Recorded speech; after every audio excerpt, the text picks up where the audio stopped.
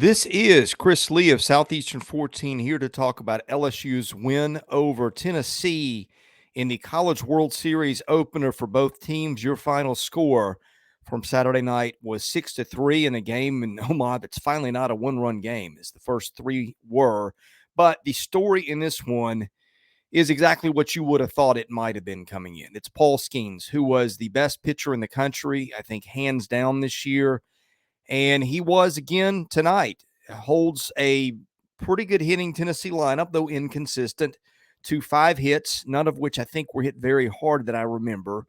Over 7 2/3 innings, he strikes out 12, which I think put him at or above 200, and gives up one walk. And one of the runs he gave up was with Gavin Guidry on the mound. He left a guy on base in the 8th. Guidry comes in and gives up a 2-run home run to Ensley to make it 5-3, which made it interesting for a split second. But then Brayden Jobert hits a home run in the bottom of the inning to give LSU a 3-run cushion again. That was more than enough as Riley Cooper came in and slammed the door there, lefty, who got a generous strike 3 to end the 8th. I think it was against Christian Moore. That ball was about that far off the plate, but it was a big strike zone all night.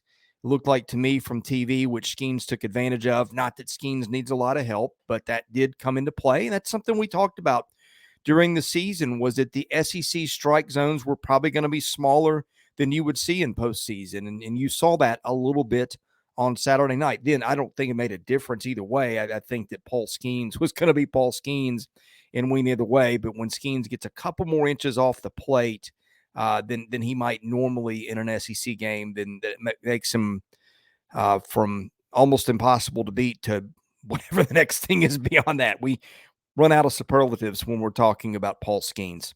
So LSU moves on in the winners bracket, and it'll face Wake Forest. Tennessee will face Stanford in a losers bracket game. Stanford had a lead on Wake Forest. You had a weather delay, because what else do you have in postseason college baseball but weather delays? But the Vols will face Stanford in an elimination game. And look, we said before this game that if one team was probably more poised to advance through the losers bracket, it was Tennessee because of pitching depth.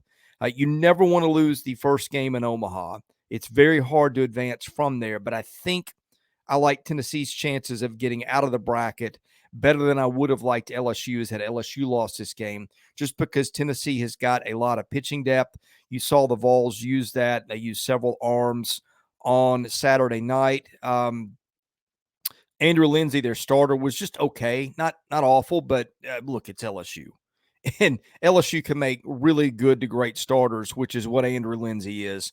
Look bad. And in this one, you had Gavin Dugas hits a home run in the second inning off Lindsey to get the scoring started. Jobert had a triple later, had 3 hits and knocked in 2 runs, and was kind of the offensive star for the Tigers. LSU, I would presume, will throw Floyd next, who, as LSU fans had pointed out as unbeaten, although the ERA is, I think, around 4.50. So it's been a little bit hit and miss with Floyd.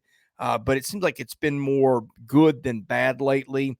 LSU's bullpen is fairly well rested. You can certainly bring Guidry and Cooper back a couple of days from now. So LSU in pretty good shape heading on to face Wake Forest. And boy, Wake Forest is a scary team. I think it took them a little time to wake up on Saturday, but Wake's got all kinds of pitching, probably more than LSU at this point. Wake's lineup was actually probably as productive as LSU's, maybe a little bit more, but Wake also played in a bandbox of a park. And I don't know what to make of some of that. 300 to right, 310 to left. Going to be a fascinating game. The two teams that I think for most of the season occupied that number 1 spot. So can't wait to see that one. Can't wait to see Tennessee Stanford either. Two very good teams, two teams with a lot of preseason hype coming in. Two teams at the end, I think, showed that they deserved it by getting to Omaha, going through a regional and super regional. So very interesting paths here forward for LSU and Tennessee's. Of course, LSU's, though, will be easier playing from the winners bracket. All right, we'll have you covered with games from Omaha. We're not in Omaha, but I'll be watching from TV as they unfold involving SEC teams. We'll see Florida in a winners bracket game against Oral Roberts on Sunday. We'll wrap that one up either Sunday night or Monday morning. Best way to see those hit that subscribe button, hit that like button. That helps us get noticed. Got a lot of football content coming up too. We've started to roll that out as we get closer to SEC Media Days, which, by the way, we will be at. All right, I'm Chris Lee for Southeastern 14. Thanks for watching. We'll see you again soon with more baseball content.